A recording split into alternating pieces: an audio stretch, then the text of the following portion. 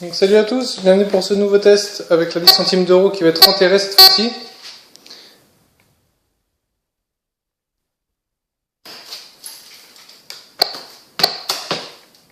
Il n'y a rien, d'accord. La 10 centimes elle est là. C'est une 10 centimes, on va pas en faire un flanc. Je vais enterrer à 10-15 cm, 15 cm de profondeur, c'est à peu près l'équivalent de ma main en fait, en profondeur. Je la glisse, d'accord. On recouvre. Voilà, donc là on a 15 cm, donc on est en pull tabs hein, évidemment.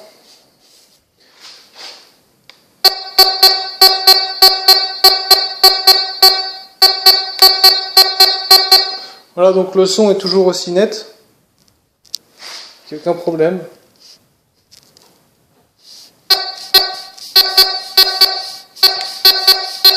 Alors pas simple de filmer en même temps. Hein. Voilà pour ce petit test de la 10 centimes d'euros.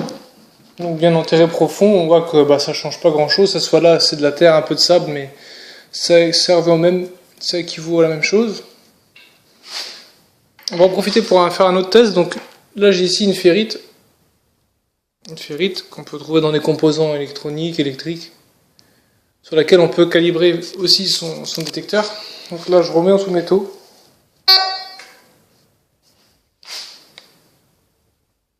Donc on voit bien que le compadre a été réglé complètement silencieux sur la ferrite qui était ici. Et donc là j'ai un morceau de poterie minéralisé qui doit faire à peu près 1 cm d'épaisseur. Donc c'est pareil, il est silencieux dessus puisqu'il est réglé pour ne pas sonner. Et là donc j'ai ici un billon.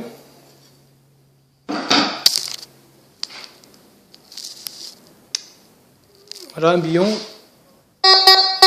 donc il sonne. Je vais le glisser en dessous la poterie. Il la prend. Voilà, donc c'est pour montrer ce test là également. Un autre test que je voulais montrer, c'est un test qui peut être effectué avec une motte de terre également. Et je prends pour ce test une demi-franc semeuse en nickel, donc qui a une signature très proche du fer. Et donc je vais vous montrer que en ayant une discrete trop poussée, sur un terrain où il y a des mottes de terre par exemple, vous allez pouvoir louper des cibles qui sont très faiblement conductrices. Donc je mets sur Iron par exemple. La demi-franc est là, donc on l'entend bien. Et là je mets la petite morceau de pierre, de brique, ça peut être une motte, ça peut être pareil.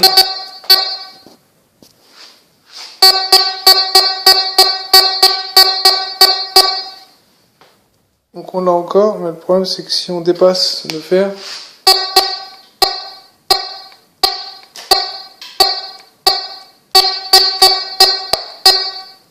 vous entendez le son est hachuré, il craque, c'est pas net du tout. Et là pourtant on est juste un poil au niveau du fer. C'est pour ça que j'ai ce petit repère là ici à 9h à peu près, qui équivaut à peu près à 2,5 sur celui du Compadre Pro. Et donc là avec ce réglage, par rapport au mode de terre, on va également remarquer qu'on va pouvoir capter des cibles faiblement conductrices, qui ont une signature très proche du fer. Alors que si on dépasse, par exemple, on va dans la zone foil,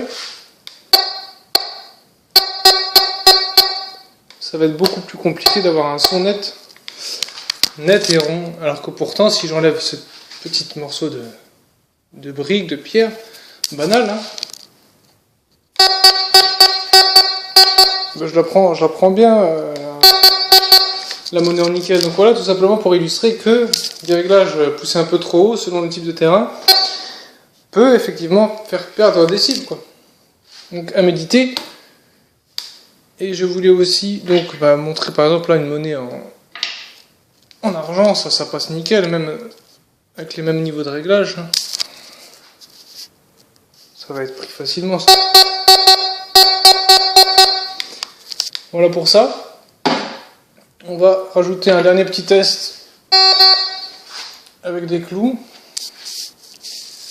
qu'on va tenter de faire craquer un peu. Donc, je vais revenir là.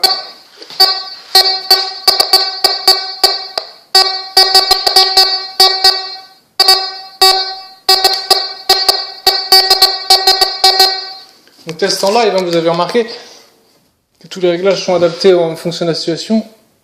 Donc, et là je glisse une petite monnaie en alu qui peut représenter un objet en fer. Et notez le son rond et net.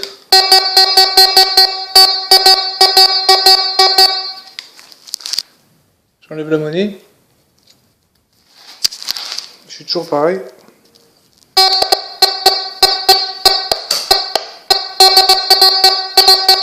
Voilà, vous avez noté la différence de son. Voilà pour ça. Donc c'était Corbeau pour de nouveaux petits tests intéressants.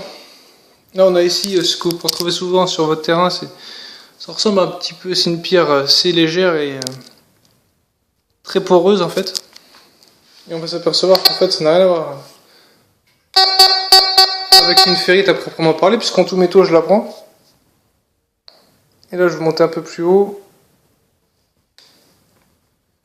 Et voilà comment obtenir le silence sur ce genre de cible. Et voilà aussi comment on loupe, évidemment, des cibles basses conductrices qui sont prises